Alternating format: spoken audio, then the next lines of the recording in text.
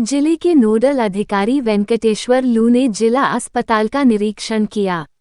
निरीक्षण के पश्चात उन्होंने जिम्मेदारों को निर्देश दिए कि बाहर की दवाएं ना लिखी जाए।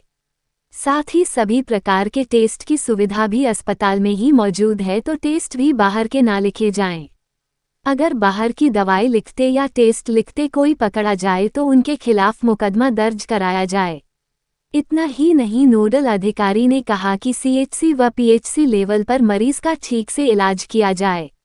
वहां से कम मरीजों को जिला अस्पताल में रेफर किया जाए। चिकित्सीय गुणवत्ता को बनाए रखने का भी नोडल अधिकारी ने निर्देश दिया। नोडल अधिकारी के साथ जिलाधिकारी हर्षिता माथुर, डॉक्टर अल्ताफ हुसैन, डॉक्टर प्रदीप अग्रवाल आदि लोग उपस्थित रहे। कंपनी का जो अल्टरनेटिव दवाएं उपलब्ध है जी, वो ऐसी परिस्थिति में उनको बाहर से दवाएं कतई नहीं लिखा जाना चाहिए, शासन का निर्देश है जी। और आपके पास ये बड़ी खुशी की बात है कि बहुत आज जिला अस्पताल का निरीक्षण किए, क्या क्या कमियां निकल के आई हैं?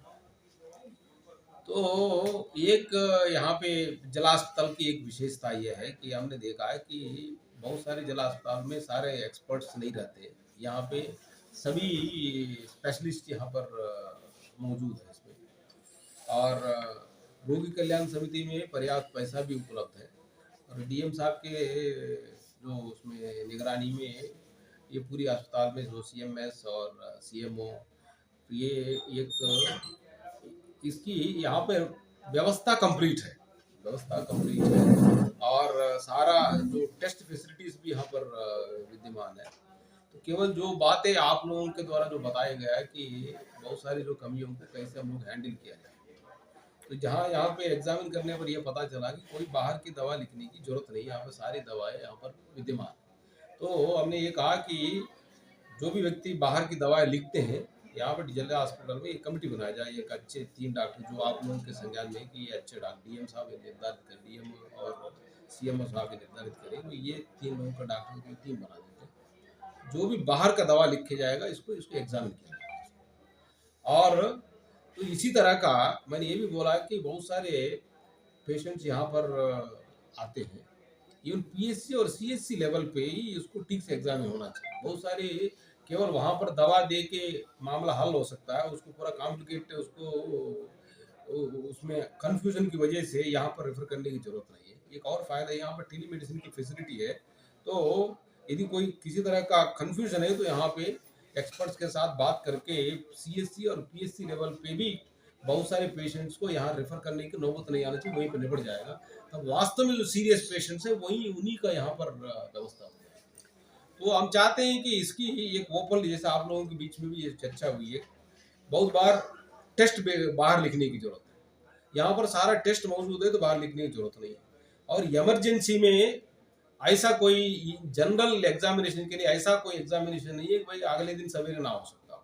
केवल सीटी स्कैन और जो ब्रेन से रिलेटेड है, हार्ट से रिलेटेड है, उसको छोड़ देंगे, बाकी सब अगले दिन जांच हो जाएगा। और दूसरा एक और ये भी करिए, पेशेंट को कोई बाहर का, यहाँ पे जिला अस्पताल में भी जो बाहर का रेफर कर रहा है अनावश्यक रूप से आर्टिफिशियल इमरजेंसी क्रिएट करके, उसका भी एग्जामिन करने के लिए उसी कमेटी के माध्यम से जाए। नहीं तो ये जो है लोगों को डरा धमका के अनावश्यक रूप से प्राइवेट हॉस्पिटल में रेफर करने का जो टेंडेंसी है उसका, वो जो है उस पर भी अंकुश लगना चाहिए। देखिए कि ये जो लोगों के अंदर डॉक्टर का जो स्पेशलाइजेशन और जो एडवाइस देने की जो काबिलियत है, वो सिंसियरली एग्जाम इसमें इम्प्लीमेंट होना चाहिए, एक्सरसाइज होना चाहिए, ना कि केवल लोगों का शोषण करने के लिए, लोगों का बया दोहन करने के लिए, लोगों को परेशान करने के लिए ये नहीं होना चाहिए। ऐसा होता है तो जब कमेटी के माध्यम से एग्जामिन होने की तरकीब होगा तो कोई व्यक्ति ऐसा करने का हिम्मत नहीं करेगा।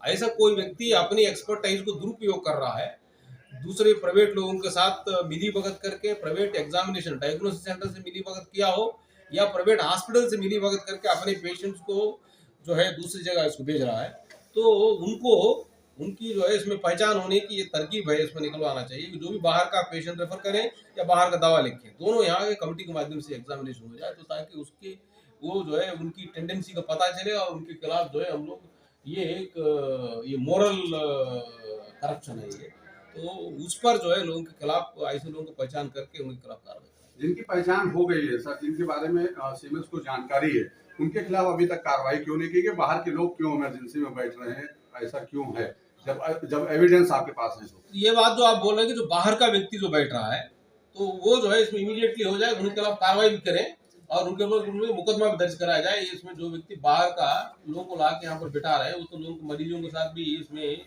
जो अन्याय है, वो तो बाहर का व्यक्ति क्यों बैठ रहा है, उसको बिठाने वालों को और बैठने वालों को दोनों के खिलाफ कार्रवाई होना चाहिए। आप लिस्ट बना दीजिए डीएम साहब। मैं ये भी बोला कि यहाँ पे सीएमओ की तरफ से एक अधिकारी, ऑलरेडी वीडियो है उनके तो पास। सीएमओ का तरफ से एक अधिकारी और डीएम साहब की तरफ से एडीएम, ये दोनों की एक पूरी ओवरऑल सुपरविजन करने का भी मैंने बोला है इसको एग्जाम क्या हम लोग सर इतने साल से हॉस्पिटल आ रहे हैं।